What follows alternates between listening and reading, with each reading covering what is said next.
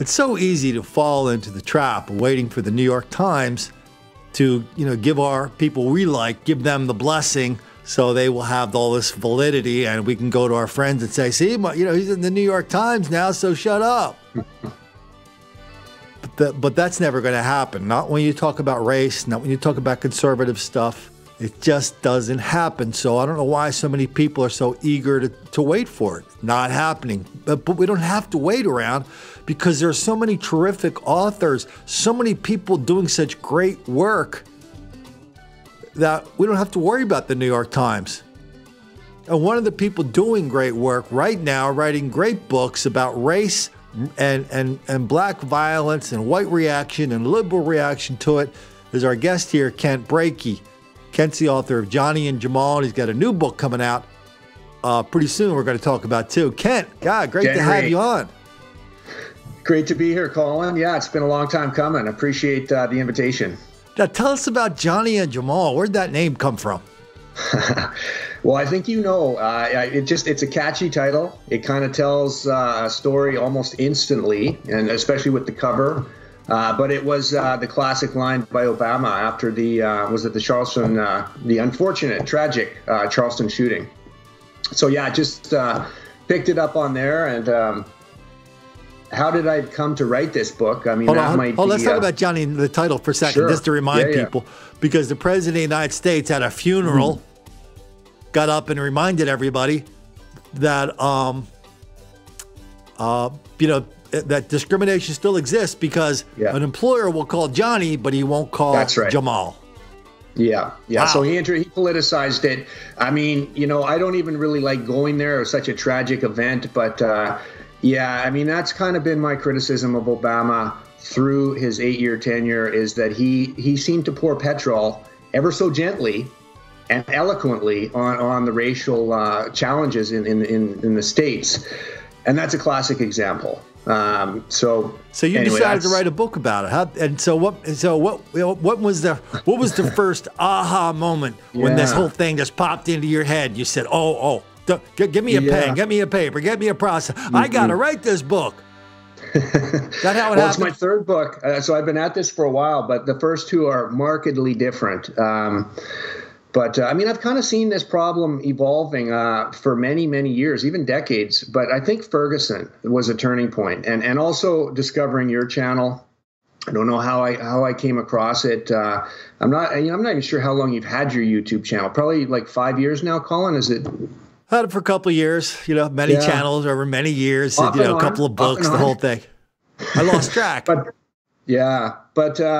No, I mean, I traveled a lot for business, and I traveled a lot in the States through the early 90s through to like the late 2010s. And, I live in Vancouver, so I'm a Canadian. Very safe up here, Colin. Very safe, very multicultural, but safe. There's not a lot of violent crime. There's some petty crime. We're going to talk about that in a minute because I actually saw something in the paper today, but go ahead. Fair. I mean, maybe things are changing, but I took my attitude of I can go anywhere, I can do anything. We live in the first world, it's safe. And I took that when I went down to places like Kansas City, to New York, to Miami. And I got myself into some, Vegas was another one. I had some incidents where I was just in the wrong part of town. And I mean, my white skin was very conspicuous. And I have 4 incidents traveling. So, I mean, that's not that many. But one's a lot. Pardon me? One is a lot. A lot of people, you're talking about being in the wrong place at the wrong time. I've heard a lot of people compare your book, and I would compare it favorably as well, to Tom Wolfe's Bonfire of the Vanities. And isn't that how that book starts off? Guy takes a wrong turn. Yeah.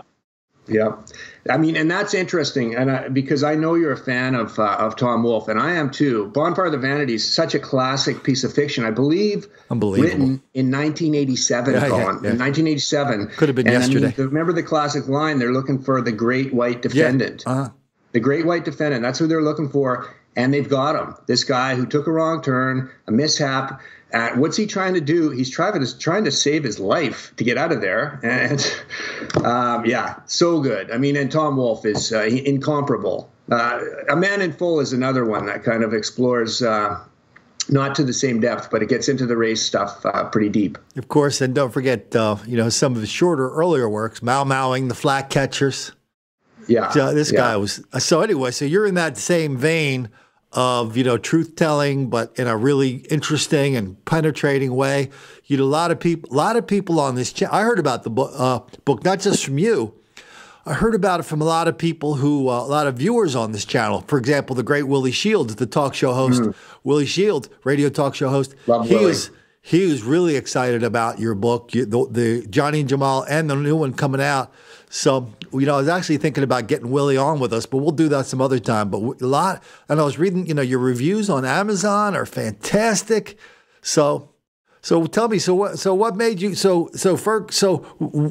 thing popped, did it pop fully formed into your head, or did it come out one sentence at a time? Here was the initial premise, Colin, is, I've watched your channel, and I've seen some comments where people go, hey, Colin, stop all the chatter, just show the videos. And I actually take exactly the opposite, because I like your rants, I like your analysis, and the videos, I find them upsetting, but they're necessary to the message, obviously. So anyway, all your work was helping. And then I had a thought that crystallized was this. It was, what if someone like me, but happens to be famous, wanders around naively in some dangerous American city, some wrong neighborhood, of which there are so many, and they're growing. And what if that person is famous? And what if something really, really bad happens? And it's captured on video. Of course, it's captured on video. And it can't be ignored because this is a famous person. So that, I live in Canada. Religion is hockey. Hockey is religion. So I thought, how about a hockey player? How about a really famous hockey player who's a big, tough guy? And, he wanders around and he's bigger than the average person. He's bigger and stronger. He thinks he owns the world anyway because he's a pro hockey player. That's not going to help you when there's, a black mob violence and you're there and you're the only one with white skin and you're a target.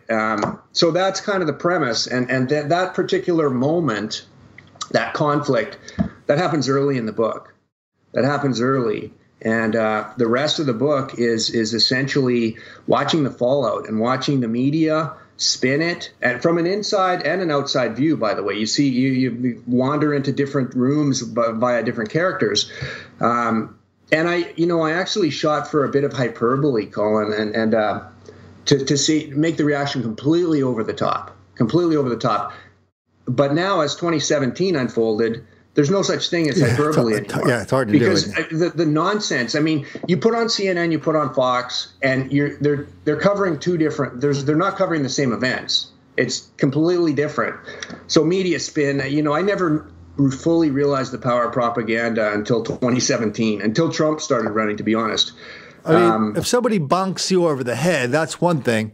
If somebody with a reporter's notebook shows up and he looks at the bunking and it keeps happening over and over and he looks at it and he says, no, I don't see any pattern here. I don't see any pattern, Ken, yeah. Colin, don't see one. And who's the sick person?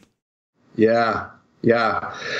Well, and, again, the naivety is the thing that freaks me out, because you've got a message that you're pounding out and through your books, through your videos, and your audience is sharing the message. So I have to assume the word's getting out. But the mainstream media is telling exactly the opposite message. Who are the real victims here? So there's a lot of people that are completely naive. And I'll give you an example, Colin. Before I had released the book, I needed to get some beta readers. I needed to get people to review it in advance. And there's a lot of liberals up here in Vancouver, a lot of them. I mean, I think of it as the farther you are from the tip of the spear, the more liberal you are, the more welcoming of every manner of diversity, because, that's the right thing to do.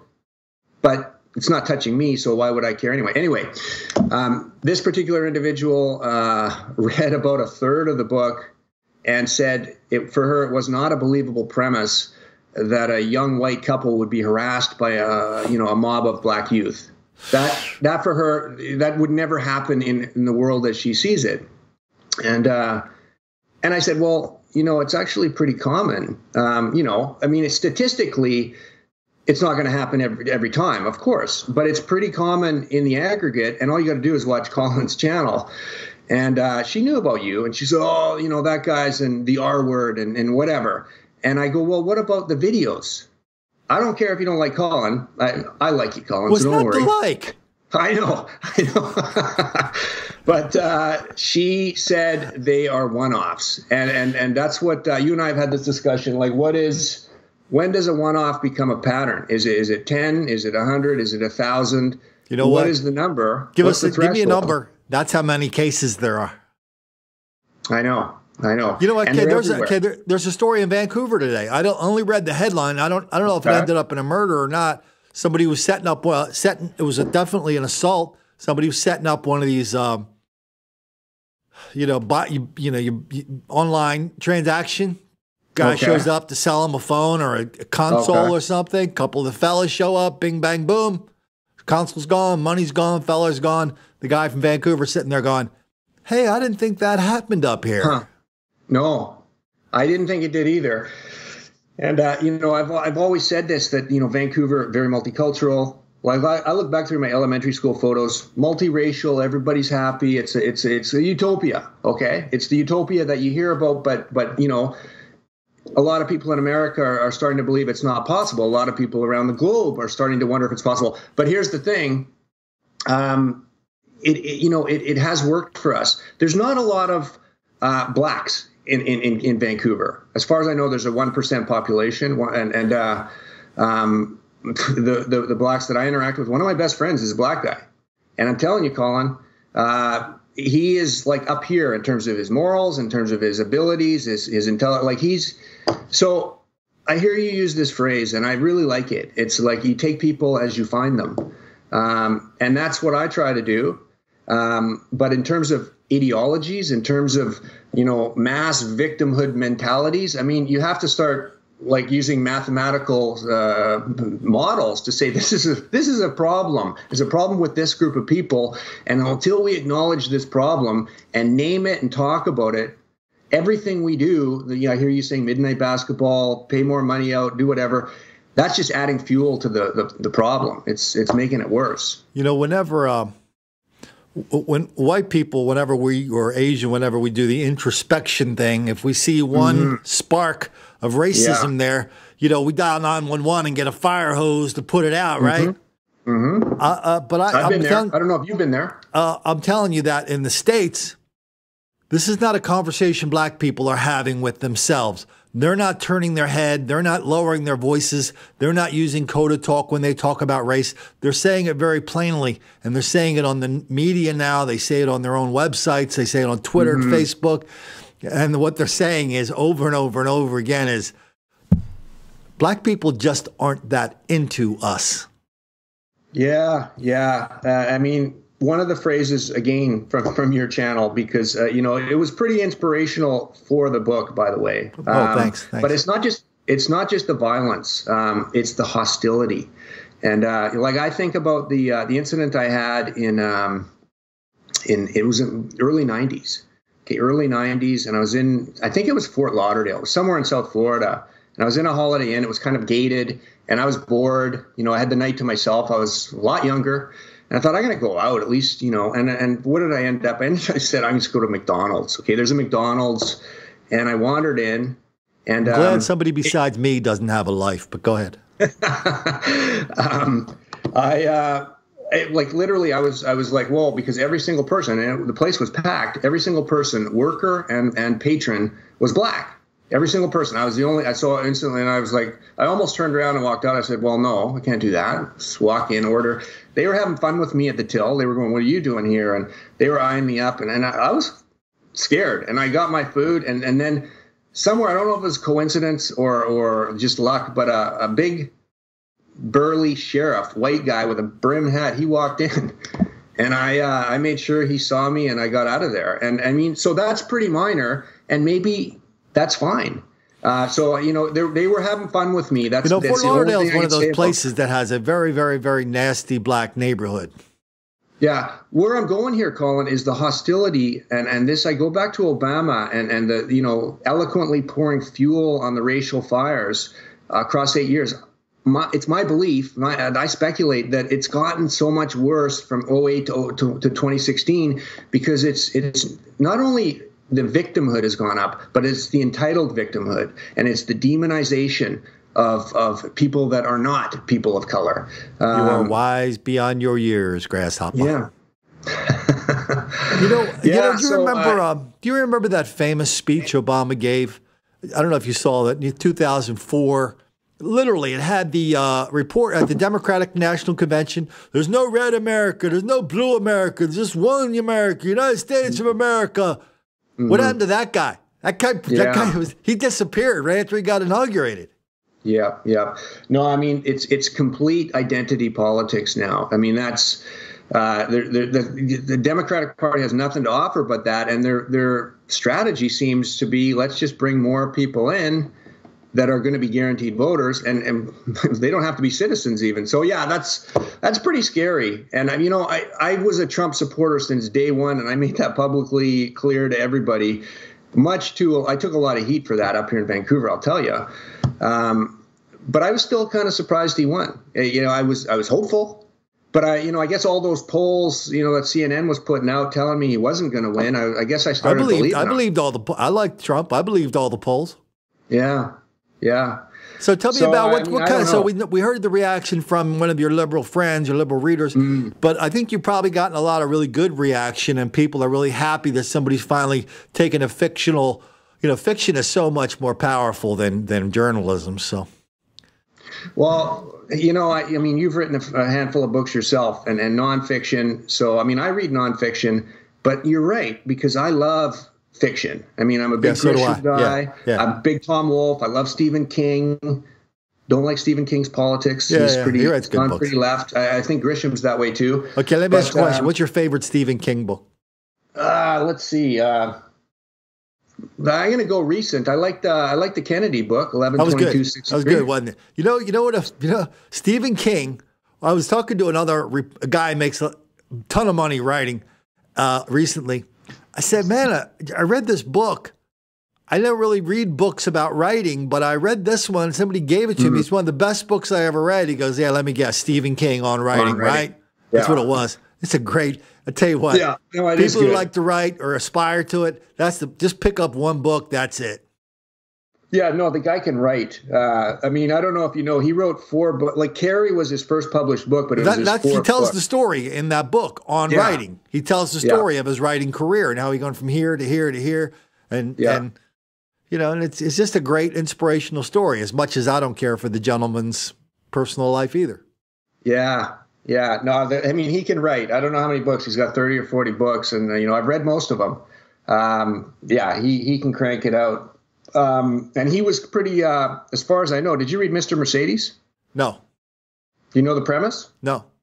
Premise, I believe it was written in around 2013, and a crazy guy, not Islamic, by the way, but a crazy guy gets a big, beefy, the biggest solid Mercedes you can imagine, plows into a group of people that are lined up for some concert and just like literally plows through them and keeps going and gets away. And, that was before I'd heard of any of this, death by or attacks by truck and attacks by car. I mean, there was one in Melbourne yesterday. I don't know if you heard about that. Oh, yeah. Hey, I got a lot of family in Melbourne. Do you ever read Dean Koontz? You know what? I have read one book only by him. If you like Stephen, whenever I read Dean Koontz, my reaction always is, you know what? If Stephen King knew how to write, he'd be Dean Koontz. Okay. He's fantastic. Yeah. No, I mean, for me, you asked me about some of the reaction, and you know what I did, Colin? I mean, I didn't have a pipeline to your audience. I didn't have a pipeline to any reviewers. So I literally I said, listen, my previous book was YA, or young adult. And I said, Johnny and Jamal, aside from the, all the Ebonic slang and the swearing, it's kind of young adultish. There's no sex. There's no, there's violence. So it's a bit of a stretch. I started saying it's NA, new adult. But I went after book bloggers. And I literally sent out hundreds of requests. And I said, I don't know what your politics are, but this is a book. It's YA. It explores racial tension in the U.S. It's very topical. And you get about 10% that come back and go, yeah, well, I'll do it. It's a tough game. That's cool. You know how tough it is to sell books. Well, here's the thing, and here's what I didn't know when I started writing books. I didn't really realize that the work begins when the book is finished. I know. It's like, okay. Yeah. But, so I developed a few things that would help me get the word out. Used to like writing articles and commentaries and doing all those other stuff. But I'll tell you what changed my life was, when Thomas Sowell started writing columns about my book. That was like, okay, everything's changed now. Yeah. No, I know. And you've had a few that like Thomas Sowell. I think Hannity said some stuff about you. Alan West, bunch of people. I mean, Thomas Sowell was the key for you, though, eh? That was the big quantum leap. You know who the key for me was? Who's that? Colin Flaherty. Oh, good. That guy. Well, he's a very credible guy. I can tell you that right now. He's all right. Yeah. No, and he hangs out with Willie. Willie's a good guy too. Yeah, good old Willie Shields. Okay, so let's talk about. I don't want to give away any secrets here, but the word has it that your next book is going to be coming out sometime in January. Yeah, so I've been working on this one for a little over a year, and it is somewhat related to this topic. It's also, I'll call it social activism through fiction. And when I say social activism, I'm not talking SJWs. I'm talking like actual truth-based social activism. So the one teaser I can give, I don't know if I sent you the cover or not, but it is set in South Africa. Okay, so that should tell you a lot. I think we both admire the work of Ilana Mercer. Oh, yeah, she is something else. And have you read her book? Yeah.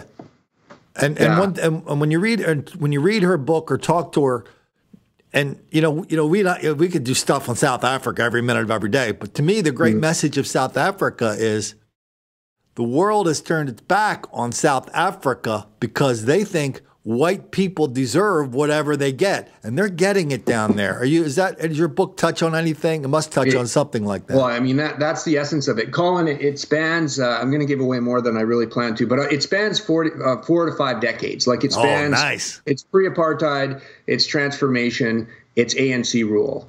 And ANC rule in the next generation is utopia. No, Utopia was 1994 when Mandela gave his speech and the world was perfect, and then everyone stopped thinking about South Africa, and it literally in one generation shit has hit the fan, for lack of a better. I mean, and the infrastructure is collapsing, finance systems are collapsing, open low-grade civil war in the streets. It's not good. Of course, the amount of violence, anti-white violence down there is enormous. Well, that's kind of it, and what you said earlier. The way I actually think of it is Western leaders and Western people, because the South Africa problem was solved in 1994 with the Saint Mandela. We don't need to talk about it anymore. And by the way, now you glance over and you go, holy shit, it's falling apart. It's almost too embarrassing to bring it up now and say, well, maybe what we did back then, that Nobel Peace Prizes and everything was going to be perfect and one man, one vote, and despite all the warnings that went unheeded, and I am in no way defending apartheid, obviously, but the transition was deemed to fail right from the start. And that's kind of what you get into, but it slowly moves through that. Let me ask you a question. Do you think it's safe for people to live in South Africa if you're not black? No, it's not. I interviewed a lot of people, and there is a little bit of the phenomenon that you talk about, and that is denial. So a lot of the whites, especially if they happen to be in relatively safe suburbs behind 12-foot fences and with razor wire and electric current, definitely they're going to say, yeah, it's fine, I can do whatever. There's a little bit of that in the book, certainly, but no, it's not. I mean, I've talked to people that are semi-privileged, and they say an outing. I mean, there's only one. There's 90% of your thought process is on personal safety. The other 10% is I want to go to the store. I want to pick up this. I got to pick up my child. 90%, and you don't even notice it after a while, Colin. It's just part of your DNA. You're in there, and that's who you are as a person. It's funny. I was talking about this 2 nights ago at 1 a.m. on my neighbor's porch. I was explaining that exact same thing to them. You don't even know how much this whole level of black criminality is changing your life. Just in the exact way you just described. But not in South Africa. No, if you just happen to be in the wrong neighborhood. Yeah, exactly. And I mean, do people in South Africa, do they think that there's hope? Do they think this is going to turn around, or why aren't they just on the boats getting the hell out of there? Yeah, that's a good question. I mean, I saw an interview with a guy, and there was an Afrikaner guy and an English heritage guy, and they were both, not down with the cause anymore. The Afrikaner had never been down with it. He lived in the interior, Transvaal.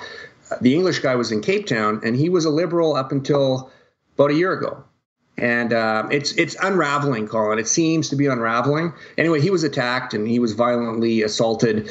And he was on this interview, and he was in disguise. He had glasses and a hat, and he said, up until recently, I was a liberal. I was trumpeting the utopia that we live in. It's all good. And, he got too close to the fire, and he got hurt. What are the gun laws like down there? Well, I don't know the specifics. I mean, I do know anecdotally that they're attempting to disarm, and they're very strict, and they're very arbitrary, because the laws are just a bunch of bribe systems, is what I can understand. Like, if you get pulled over, you got to pay money. You got to, like, for speeding, for example, you're paying money. That's a fact. I heard, I don't know how much you follow. You mentioned Delana Mercer. There's a guy named Dan Root. He's kind of been an activist for quite a while. A guy named Simon Roche. He's been kicking around. I really like that guy, and he's aware of my new book, and he's kind of helped me quite a bit with some of the slang and some of the inside knowledge. Who's the other guy? Steve Hoffmeyer, who's actually an entertainer. But in terms of the gun laws, Colin, it seems to be disarming. And I mean, you think about Plasmord. I hope I'm pronouncing that correctly, but that's the farm murders. So I don't focus on that. I focus on the city, but definitely we touch on the Plasmord. What city? Cape Town or Johannesburg? Cape Town. Yeah. It's a city I've always wanted to go to. I'm sure you've seen pictures. It's very beautiful. It's a beautiful country. I know a lot of people from South Africa. A lot of people. Yeah. Beautiful country, beautiful people.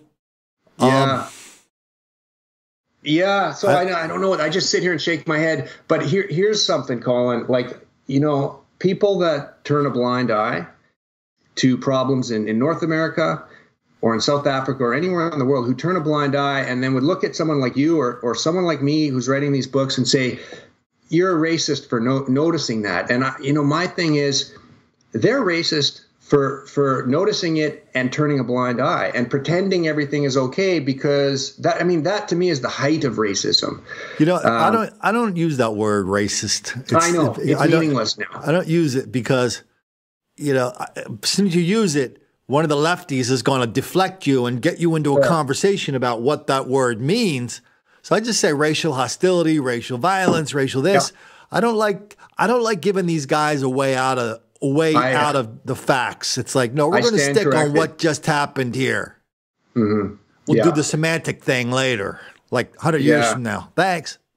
But where I was going with that, Colin, and I do stand corrected. You're right. No, it wasn't corrected. We were just talking. And it's a bomb.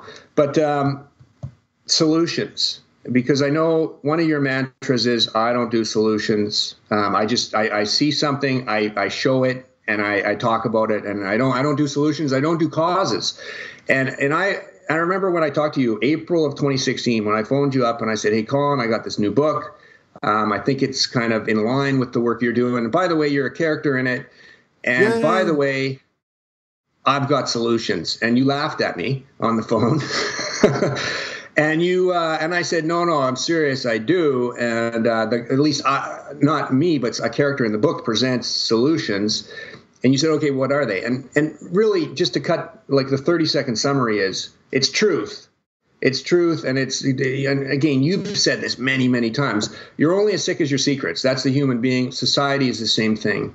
And this society seems intent on keeping secrets. And so until we actually name the truth and say, yeah, it's a problem.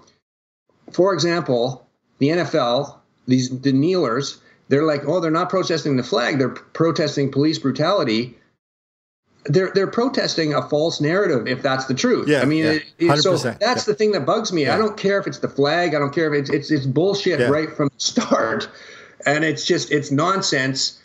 But the dialogue is nowhere near the truth. It's just debating this other thing that's a fairy tale, right? That's the solution that this character presents is truth. Let's just let's bring the stats. It's exactly what you do. It's exactly what you do.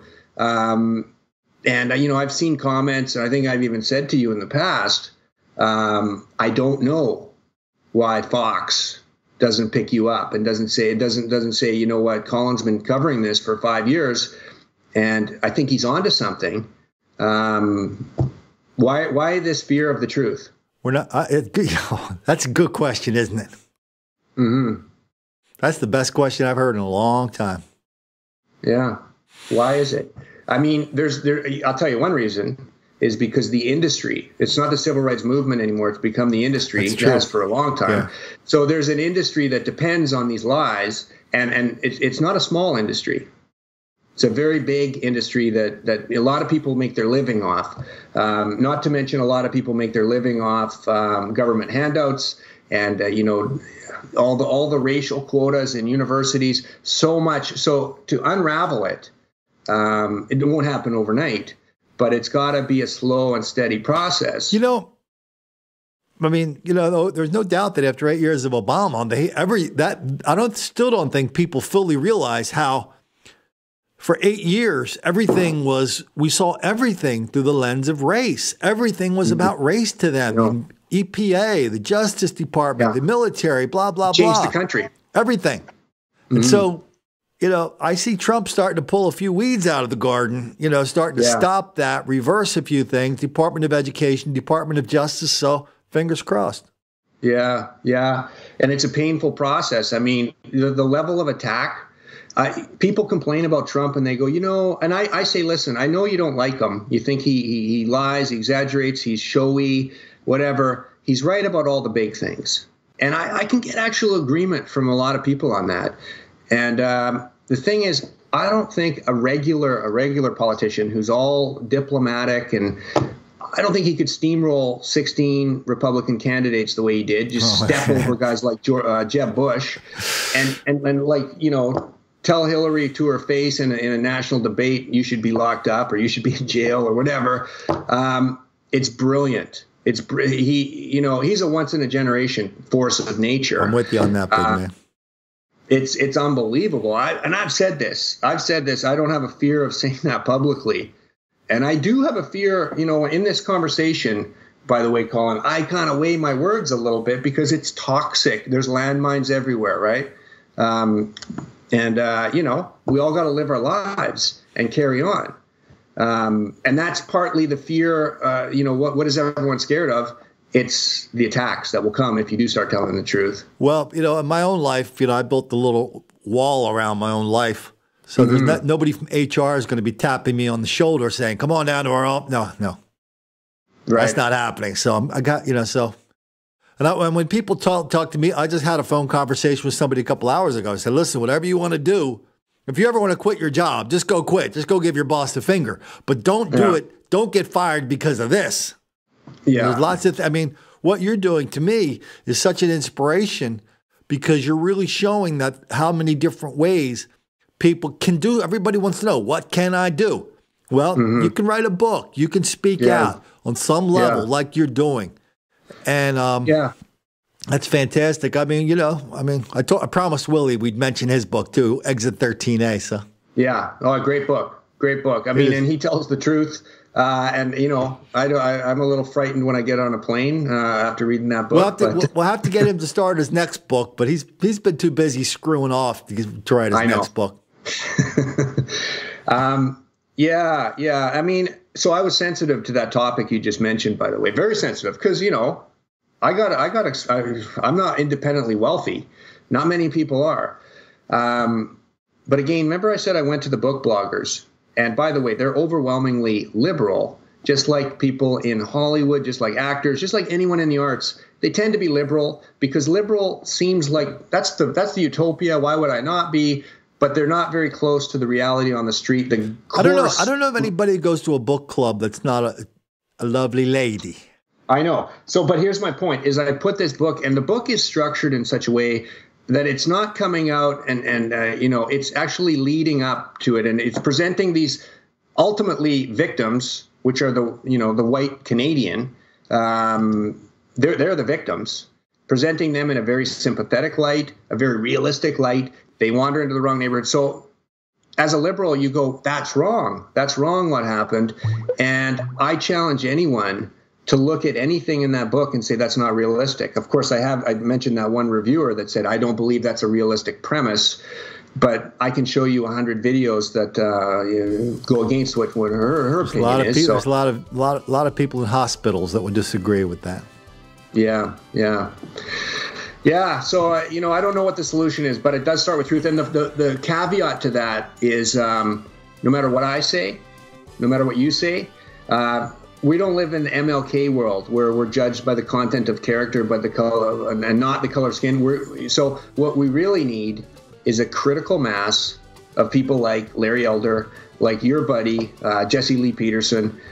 We need people like that, and many, many of them, and there are more and more black conservatives, to start saying, you know what, this victimhood mentality, this identity politics. So, I mean, I don't know. Who knows where we'll be in 20 years? We could be overrun by Democrats. We probably will be. Got any room up there in Canada for us? Oh, it's worse up here. It's worse up here. I'm telling you. You know Justin Trudeau. I'm sure you know. Now, here's the thing. We'll close it on this trivial question. Is his father Fidel Castro or not? I don't know. There seems to be a resemblance. That's weird. No comment. We've got Bill M103, and I don't want to get hauled into jail at 2 a.m. So, hey, people said many times, a lot of people have written great books in jail. Yeah, well, that doesn't inspire me, Colin. Well, listen, Kent Breakey, we appreciate everything that you're doing. We appreciate your great book, Johnny and Jamal. Really looking forward to the next one. Are you at liberty to at least divulge the title till the next time we get you on? I'm going to send you the cover, and you'll have the title. Okay.